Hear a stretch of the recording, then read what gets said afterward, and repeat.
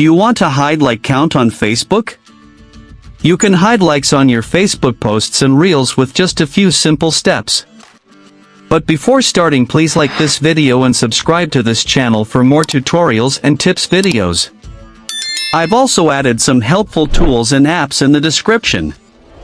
Check them out. To hide the like count on Facebook. First, open the Facebook app on your mobile device. Make sure you're logged into your account. Once you are on Facebook, tap the three horizontal lines menu. On Android, it is at the top right, and on iPhone, it is at the bottom right. Now, scroll down and tap Settings and Privacy. From the expanded menu that appears, select Settings. A new Settings menu screen will appear. From the Settings menu, scroll to the Preferences section.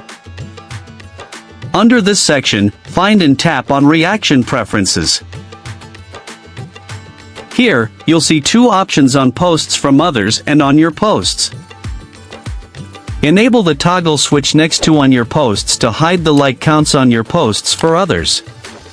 To hide the like counts on the posts you see in your feed, enable the toggle switch next to on posts from others.